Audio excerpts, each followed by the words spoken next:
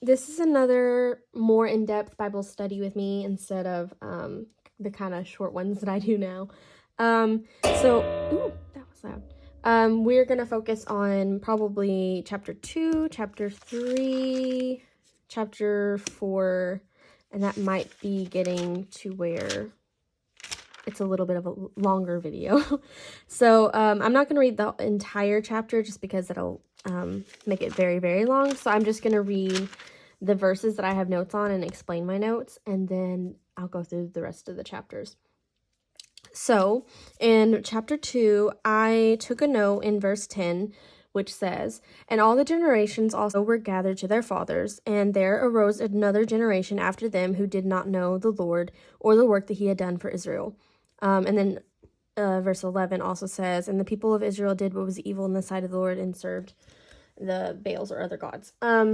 So for the note that I have, I said, they would have known had they always been told.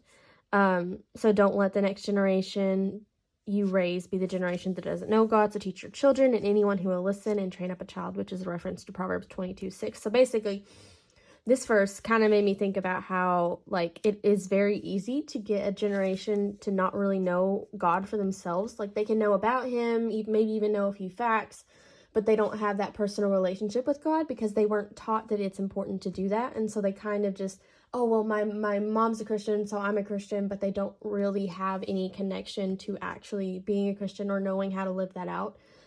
So my note was just... Sorry. My note was just to make sure that it's not something that you contribute to. So make sure your kids know it, and anybody who will listen to you will know about God and who he is. The next note for chapter 2 is in verse 12 and 13. So it says, "And they abandoned the Lord their God. They abandoned the Lord, the God of their fathers, who had brought them out of the land of Egypt. They went after other gods from among the gods of the people who were around them and bowed down to them, and they provoked the Lord to anger." Actually, I did not highlight 13. It's just 12. So I just wrote that don't forsake God. That's the worst thing that we can do for ourselves because he'll never forsake us. So we always have that constant steadiness in him. And if we forsake him, it's kind of our own fault. Because he's not forsaking us. We're the ones who choose to forsake him. But it's the worst thing you can do for yourself because it'll just end up a really long road of eventually coming back and then wishing you hadn't done that all those years ago. The next note in chapter 2 is from verse 22. So it says, "In order to test Israel by them, whether they will care to walk in the way of the Lord as their fathers did or not, And for this one, I've always been interested in the phrase of like walk in the Bible because there are so many different ways that the Bible talks about walking. So this one's walking in the ways of their fathers. There's also a walk in love, walk in light. I think those are in like Ephesians or maybe Colossians. So I've always been kind of fascinated in it. So when I read the quote, to walk in the way of the Lord, so I wrote out walk in God's ways, and I looked up all the Bible verses that mention walking in God's way or his commandments or something similar to that. But it'd be Deuteronomy 5:33, Luke 1:6, 1 Kings 6:12, Deuteronomy 10:12, 1 Kings 3:14, Jeremiah 7:23, 1 Kings 9:4, and Zechariah 3:7.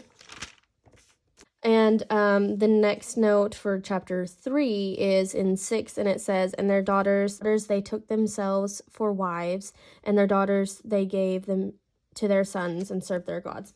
And so basically it's another reminder that it really does matter who we marry, and we need to marry someone that we can do ministry with, that we can confide in about anything, and that who encourages us to get closer to God instead of leading us away like they were, because they were encouraging either their wife or their husband, depending on which situation it was, to serve the gods of them, which were false gods. So it really does matter who you marry, and it can really change how your walk with God ends up being. And then the next note is verse 9. It says, "But when the people of Israel cried out to the Lord raised up a deliverer for the people of Israel who saved them. Othniel, I hope that's right, the son of Kenaz, Caleb's younger brother. And so when I read that, it kind of like they were literally just talking about how they abandoned God for the wives of their wife or husband, and they did evil in the sight of the Lord in verse 7.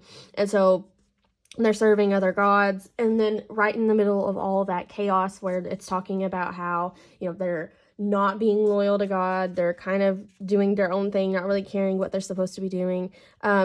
It just, in the middle of all of their sin, where they're choosing sin over him, he is still, he still hears their cries, and he sent them deliverance, which I think is just another beautiful example of his love. So I said, even when they chose sin over him, even when they forsook him and started following other gods, he heard their cries and sent deliverance. And then this note is about verse 7, and it talks about it's about verse 10, and it says, and the Spirit of the Lord was upon him, and he judged Israel. So I just pointed out that judges served both civil and military leaders, so they were kind of both. And then this might be the last one, because I feel like this will take a lot of time. But we all kind of know the story of Deborah. So in chapter 4, I just highlighted where she was mentioned first. But just to give you a rundown of her, because I mentioned this probably like 500 times at this point, but I think it was 2019, I did a study over the women of the Bible, and I wrote out literally every single woman, no matter if she was like mentioned in one verse or mentioned in 500 verses, or if she was named or not named, or if she was, I think I technically included not real women, but like women in parables and all that kind of stuff. But anyway, so this is what I kind of do. I kind of just write out the information that we're given in the Bible about the woman so that you can kind of see what she was like. So Deborah was a judge. She was a prophetess. She was She was a wife to Lapidoth. She dwelt under a palm tree, and people came to her for judgment. Barak would not go to the mountain without her.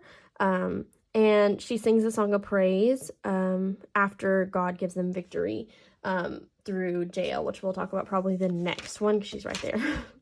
But anyway, that's just my notes for Judges 2 through 4. I think that's all of them. Yeah, well, technically this is 4. Most of 4. But I hope that was a little bit helpful. And I'll try to make another one of these, and I'll see you next time.